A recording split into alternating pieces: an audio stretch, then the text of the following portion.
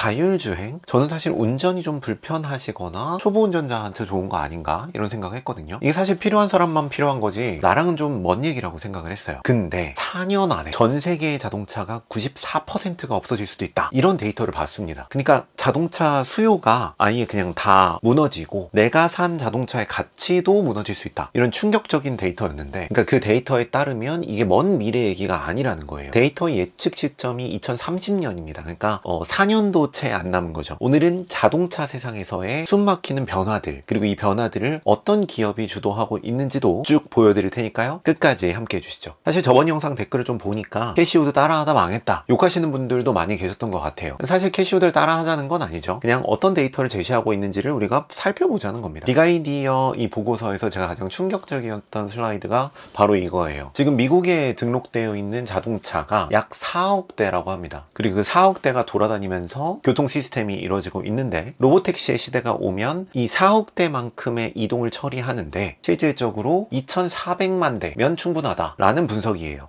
그러니까 4억 대가 2,400만 대로 줄어든다는 거죠. 거의 94%의 차가 줄어든다는 겁니다. 저는 사실 이 얘기 보고 말이 되나? 라고 생각을 했었어요. 근데 이제 보고서와 발표에서는 주차 시간을 얘기를 하더라고요. 그러니까 지금은 차 한 대의 95%가 주체 시간이잖아요. 그러니까 저도 생각해보면 실제 운전하는 시간은 따져보면 하루에 한 2시간도 안 되는 것 같아요. 사실 차는 계속 주차장에 있는 거죠. 근데 로보택시의 시대가 온다면 로보택시는 24시간 동안 계속 돌아다닌다. 그래서 이용률이 실제로 엄청나게 올라가니까 필요한 차 수가 확 줄어든다, 이런 얘기였습니다. 그래서 보고서를 보시면 지금 우버가 미국 도로주행의 1%도 안 되는 걸 처리하고 있는데 그것만으로도 14만 대가 필요해요. 즉 미국 도시 전역의 이동을 커버하려면 2,400만 대가 필요하다는 분석입니다. 그리고 이 차트를 보시면 이게 시간대별로 로보택시가 얼마나 필요한지를 보여주는 건데요. 사실은 출퇴근 시간에 수요가 확 몰리잖아요. 근데 놀랍게도 여기 점선을 보시면, 여기 점선을 보시면 테슬라의 그 사이버캡의 2030년 생산 능력이 이 피크 수요의 위쪽에 있다라는 겁니다. 그래서 주요 대도시의 뭐 러시아워까지 사실상 테슬라 혼자서 감당할 수 있다 라는 얘기입니다. 그냥 숫자로만 따지면. 그리고 여기 웨이모라는 회사가 있잖아요. 모르시는 분도 계실 텐데 이게 구글의 자회사예요. 그래서 자율주행만 거의 한 10년 넘게 연구해온 회사고, 지금 미국에서 실제로 뭐 무인 택시를 운영하고 있는 거의 그냥 유일한 대규모 서비스다라고 볼 수 있을 것 같아요. 그러니까 샌프란시스코에서는 이미 뭐 우버랑 경쟁할 정도로 점유율이 되게 높다라고 알려져 있고요. 근데 그 웨이모의 2030년 생산 능력은 사실 차트에서 되게 낮아요. 거의 뭐 안 보이죠. 그래서 크게 이제 테슬라와 웨이모라는 이 두 개의 기업이 보고서에 되게 많이 등장을 하는데, 이 얘기는 뒤에 가서 조금 더 하기로 하겠습니다. 아무튼 이 차트가 전체적으로 뭘 뜻하는 거냐면 자동차를 저희가 사고 소유하고 주차장에 세워두는, 그러니까 지금 우리가 자동차를 구매해서 사용하는 모습 자체가 전반적으로 되게 굉장히 많이 2030년도가 된다면 많이 달라질 수 있다라는 이야기였습니다. 근데 사실 저는 이거 보면서 아니 그럼 뭐 택시 타고 계속 뭐 다니라는 거냐, 차가 없으면 어떻게 다니냐 라는 생각이 좀 들었거든요. 근데 차트를 보니까 좀 더 상상력을 발휘하게 되더라고요. 이 데이터들이 그런 걸 막 제시해 줬어요. 예를 들면 제가 택시를 불러요. 강남까지 가는데 예를 들면 3만 원이래요. 근데 뭐 차도 막히고 기사님 눈치도 좀 보이고 뭐 어쩔 때는 택시 잘 안 잡히기도 하고요. 잡혀도 되게 멀리 잡히기도 하고요. 근데 만약에 2030년이 됐어요. 근데 강남까지 가는 로보택시를 제가 잡았어요. 근데 가격이 2,600원이래요. 부르면 바로 잡혀요. 심지어 근처에 있어요. 타면 이제 사람이 없어요. 그러니까 알아서 가고 그 공간은 이제 제가 쓰는 거죠. 안에 아무도 없는. 이런 상상의 사실 핵심은 비용이잖아요. 사실 3만원과 2,600원, 저는 요게 좀 비교가 좀 됐었거든요. 그래서 차트를 좀 보도록 할게요. 왼쪽이 이제 로보택시의 운영 비용에 대한 내용입니다. 미국에서는 이제 웨이모 5세대가 마일당 1달러 정도, 테슬라는 지금 모델 Y로 보면은 로보택시를 돌리고 있는데 그게 웨이모보다 한 35% 저렴한 비용으로 돌아가고 있다. 그리고 2030년에 규모가 커지면 웨이모 6세대가 이제 50센트, 그리고 테슬라의 사이버캡이 뭐 한 25센트 정도 된다라는 어떤 분석이었습니다. 뭐 이렇게만 얘기를 하면 사실 그게 와닿지가 않잖아요. 그래서 오른쪽을 한번 보도록 할게요. 지금 미국에서 우버 같은 택시가 마일당 2.8달러, 그리고 자가용을 사가지고 그걸 운영을 한다면 0.8, 즉 80센트 정도 마일당 비용이 나간다는 거죠. 근데 로보택시가 25센트까지 내려가면 지금 택시보다 약 90%, 그러니까 뭐 우버를 택시라고 본다면 한 90% 저렴해지는 세상이 오는 겁니다. 그리고 이 가격이 내 차를 사서 유지하는 비용 대비도 한 3배 정도 저렴해진다 라는 거죠. 제가 이런 얘기를 친구한테 했더니 친구가 사고 나면 어떡하냐 뭐 이런 얘기 하더라고요. 뭐 당연히 사고는 나겠죠. 근데 데이터를 보면 테슬라의 자율주행이 사고가 나는데 그 사고율이 사람이 운전할 때보다 이미 낮아요. 그리고 아마 그때가 되면 사고가 나면 이 플랫폼 회사가 책임지는 구조가 되겠죠. 뭐 지금 우버 타다가 뭐 사고가 난다면 보험 처리되는 것처럼 결국 뭐 사고가 아예 안 나냐 사고가 나냐 뭐 이런 얘기보다는 사람보다 안전하냐가 좀 기준이 되고 있는 세상이 점점 펼쳐지고 있다 라는 내용입니다. 자, 여기까지 영상이 도움이 되셨다면, 그리고 앞으로도 투자할 때 꼭 필요한 정보들을 여러분들 압축적으로 좀 전달을 받고 싶으시다면 구독을 좀 부탁을 드립니다. 이 다음 게 좀 전 재밌었는데, 이게 이제 1850년도부터 어떤 철도, 레일로드가 철도잖아요. 철도부터 AI 소프트웨어, 지금까지의 어떤 새로운 기술이 등장할 때마다 전 세계가 거기에 얼마나 돈을 쏟아부었는가를 보여주는 겁니다. 철도 시대에는 경제의 약 5%를 막 돈을 쏟아부어서 철도를 다 같이 만든 거예요. 그게 사실상 역대 최고였거든요. 자동차도 그걸 못 따라오고 전화기도 그걸 못 따라오고 아무것도 그걸 못 따라왔었어요. 근데 그게 AI로 들어가는 투자에 비하면 지금은 좀 엄청난 일들이 또 벌어지고 있다. 혁신적인 일들이 벌어지고 있다.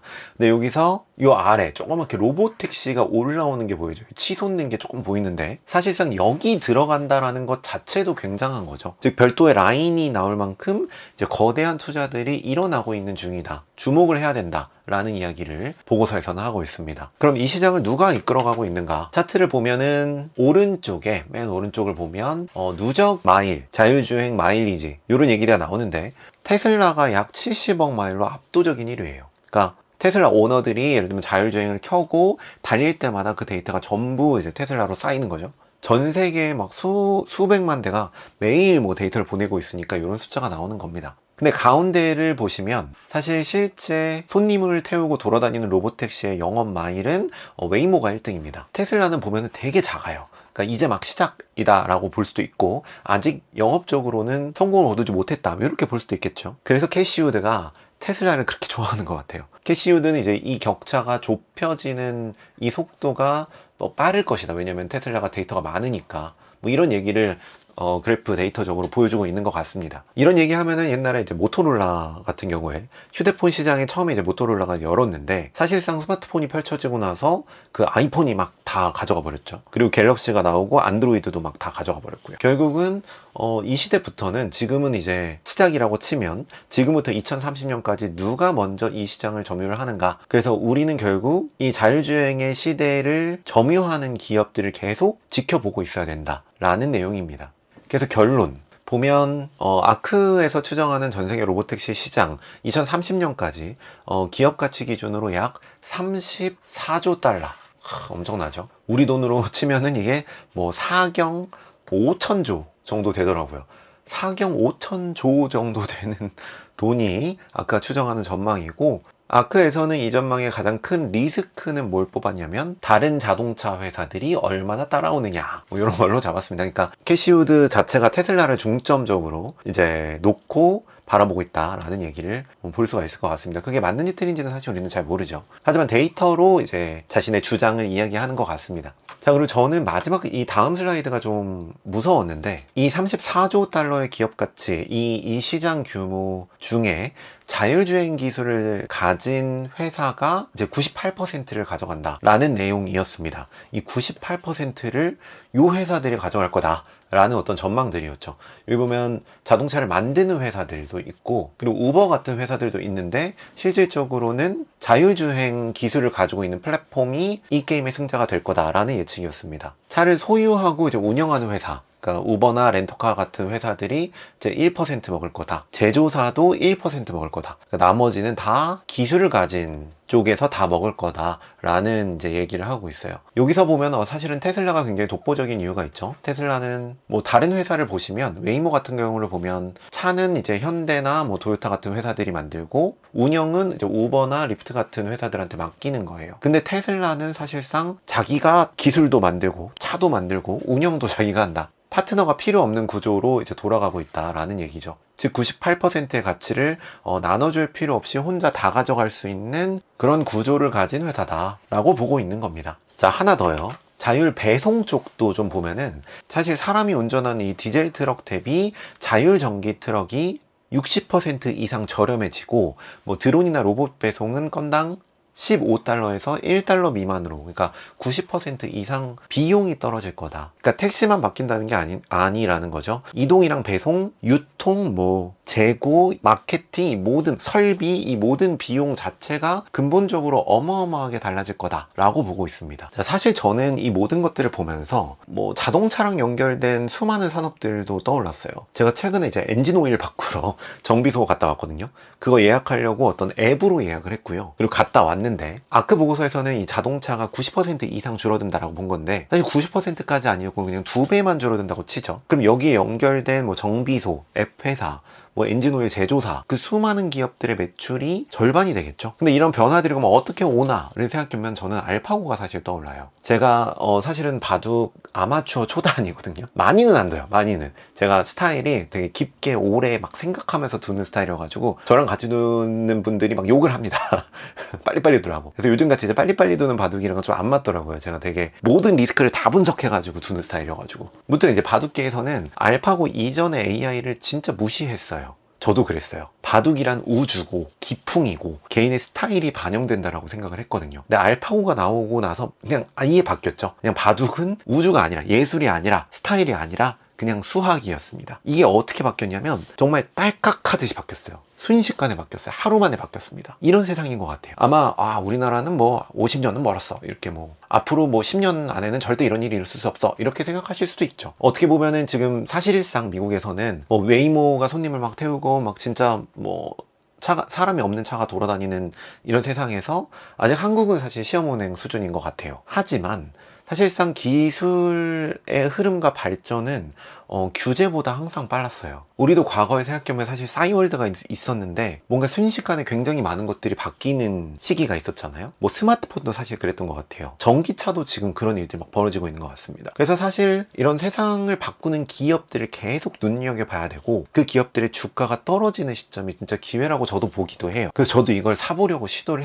해봤었던 적이 있습니다. 근데 제 케이스를 말씀드릴게요. 이게 테슬라 주가예요. 이때였습니다. 주가가 이러면 여러분들은 어떤 느낌이 드시나요? 저는 이게 더 올라갈 것도 같은데 이게 떨어질 것도 같은 거여서 무서워요. 그래서 사실상 이때 못 샀거든요. 그리고 이때 다짐을 합니다. 조금만 떨어져라. 제발 조금만 떨어져라. 내가 이거 꼭 산다. 근데 조금 떨어지면 이제 무슨 일이 벌어지냐면 이렇게 막 떨어지죠. 그러면 여러분들이 이때 무슨 생각이 드시나요? 이때 왠지 이렇게 될 것 같지 않나요? 느낌이, 그죠? 느낌이 그래요. 그래서 전 또 못 사요, 이러면은. 근데 어떻게 되냐면 이렇게 됩니다. 근데 이 시기를 또 볼게요. 시기를 보면은 이렇게 되어 있어요. 그럼 이거 이렇게 되는 거 아니야? 이거 느낌이 좀 들잖아요, 그죠? 그래서 또 못 사겠더라고요.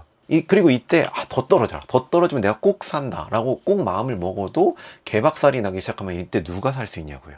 이게 반복입니다. 문제는 그러니까 이럴 때 사는 게 좋다는 건 우리 모두 사실은 알고 있어요. 머리로는 알고 있죠. 하지만 사람은 이런 거 저는 못하는 것 같아요. 저는 못했습니다. 이때 막 사서 이때 뭐 마이너스 20%를 찍고 있다 라고 하면 이 이후에 무슨 일이 벌어지는지랑 상관없이 이때 손이 안 나가요. 그래서 저는 사실 기계가하게 이걸 만들었습니다. 감정 없이, 제 감정 없이 원칙대로 기계적으로. 실제로 지금도 제 자동매매 프로그램이 알아서 매수를 하고 있어요. 저는 단 한 번도 버튼을 누른 적이 없습니다. 이런 투자의 방법들, 자동매매에 대해서 궁금하신 분들은 고정 댓글에 제가 넣어놨으니까요. 꼭 확인 부탁드립니다.